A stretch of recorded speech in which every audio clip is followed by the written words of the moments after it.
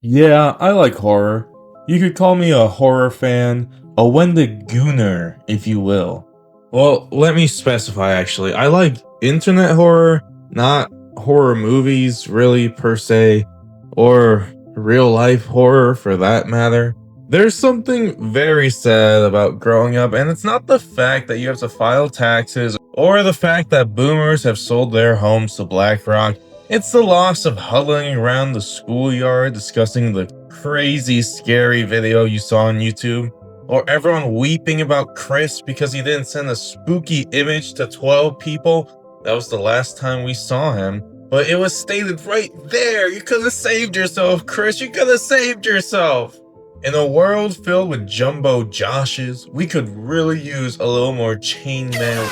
Chainmail, emails, images, photos, whatever you want to name them, is a term used for emails or pictures that would be posted online, sent to you, or at the bottom of a YouTube video, where it would tell some very badly written tale, each of them giving a similar conclusion, a threat of bodily harm if you did not send to a specified amount of users. Is there a reason behind the amount? Not really. It kind of is how the demon is feeling at the moment. This was before the times of you sending something to, I don't know, Sterling for him to fact check.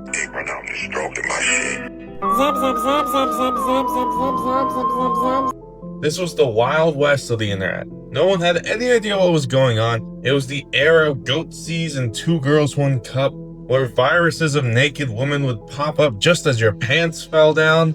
I had a computer virus, and I got scared that I had the virus. And when I was getting out of my chair, my pants were slipping, and I was pulling them up and getting back on the chair. I just love the charm of these. They don't want clout. Ironic, since the nature of this is to just share them around. No AI generated slop, just pure love of the game. And this stuff was kind of scary if you were stupid, like myself at that age. It's true innocence, believing that a block of text has enough power to cause a ghost to murder you in your sleep. Are the chainmail things real? I'm scared. No, absolutely not. The chainmail threats target a common logical fallacy or superstition, whatever you want to call it, called post hoc ergo propter hoc, or false cause. They made you think. Let me first ask me what causes volume passing on chain in 2009. That must be a breakthrough, but that's 100% right. Oh my gosh, that's enough. You could have just said no. How to not get creeped out by a chain letter. Method 1. Avoid getting creeped out. Oh, thanks, wikihow.com. What if it says this is real? You can research on it. Did you not just read the article?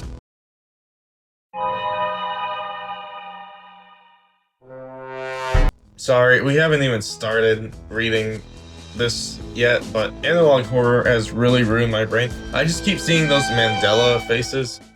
Hi, I am Teddy. Hey Teddy, I am 7 years old. I have no eyes and blood all over my face. I am dead. Wow, very edgy of you, Teddy. You would love anime, let me just say. If you don't send this to at least 12 people, I will come to your house at midnight and I'll hide under your bed. When you're asleep, I'll kill you. You can definitely tell this was written in the early 2000s. Teddy's acting like I'm not gonna see him crawling under my bed while I'm scrolling on YouTube Shorts.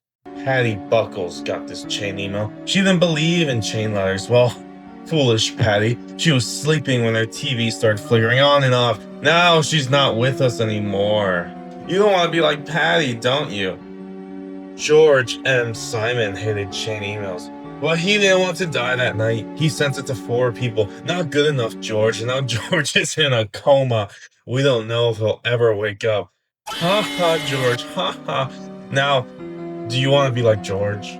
I mean, I would laugh at George as well. Like, he just stopped halfway. He was halfway through crossing the street and he just gave up.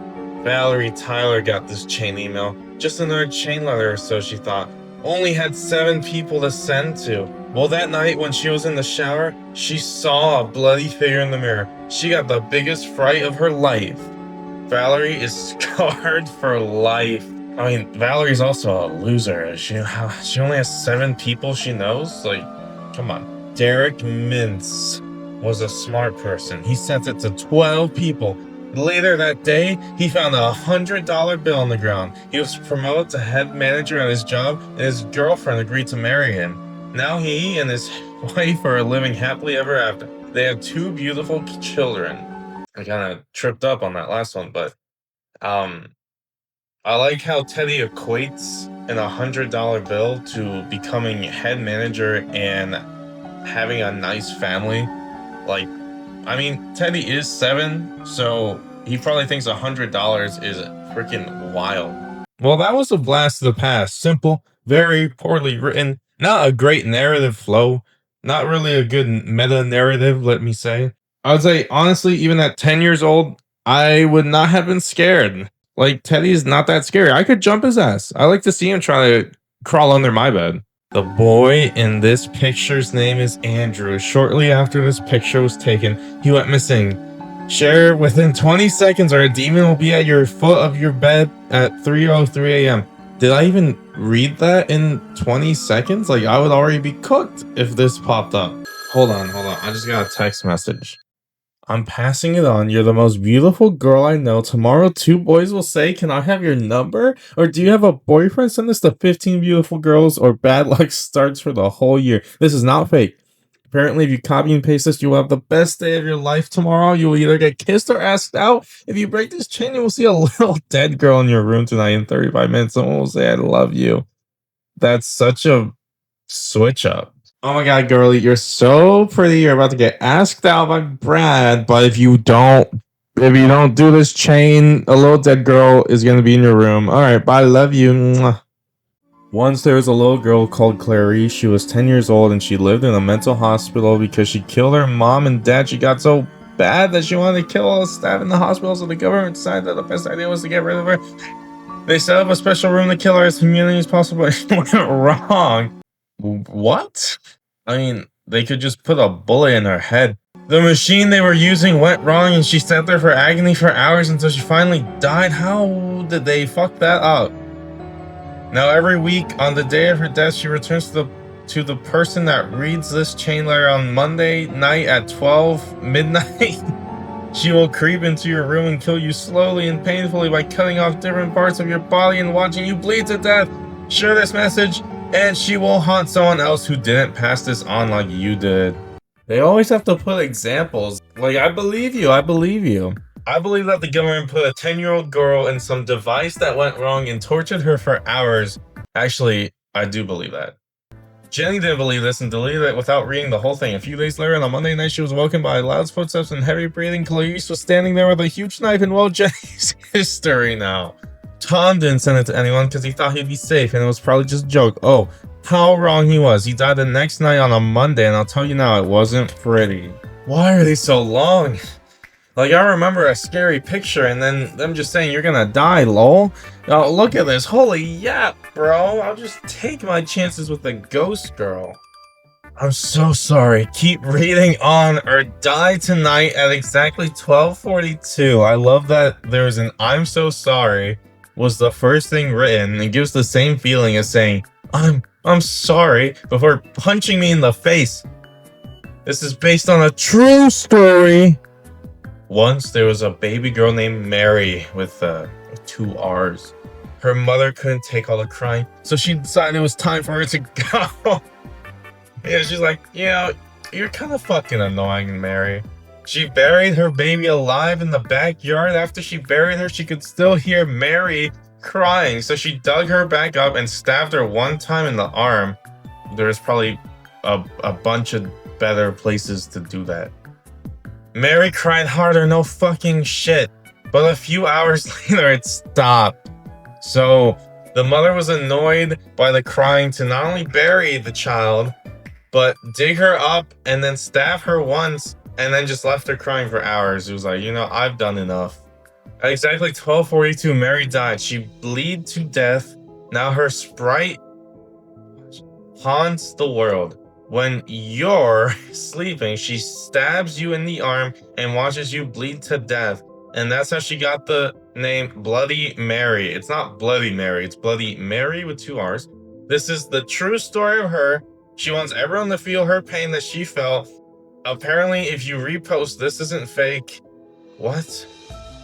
Oh my gosh. Apparently, if you repost this isn't fake. Apparently, if you copy and paste this to 10 comments in the next 10 minutes, you will have the best day of your life tomorrow. You will either get kissed or asked out. If you break this... Break, spelled wrong. If you break this chain, you will see a little dead girl in your room tonight. In the next 53 minuets, someone will say, I love you, or I'm sorry. The 12 other comments, you will have the best day of your life tomorrow. But if you break this chain, you die exactly 12:42 tonight by Bloody Mary. Don't believe me? You'll see. Not time. What? They didn't even finish it. They didn't even finish their sentence. In terms of old internet horror, which I hold in a very high position, chain letters are among the worst of the worst in terms of tropes. The only other trope close enough is someone slamming their face on the keyboard and Redditors trying to decode it as a secret message. But it shows that even though chain letters suck very much, I freaking love them. Love them so much, and they just have such a charm to them. I love them so much that how about we write our own little spooky chain letter. Firstly, we need some like scary image, and there we go. If you're reading this, you are already dead. You just don't know it yet.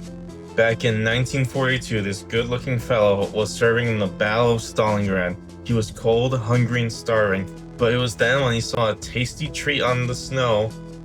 When reaching for this juicy treat, he accidentally brushed his finger on an American cane toad. He was so scared, he fell onto his back, landing on a sharp twig. This twig caused him to roll onto a frozen lake, which cracked under the weight and caused him to fall into the icy cold water, causing him to die from hypothermia. Send this video to 5 people, or you'll also fall into a cold lake in Russia. Okay, love you, bye.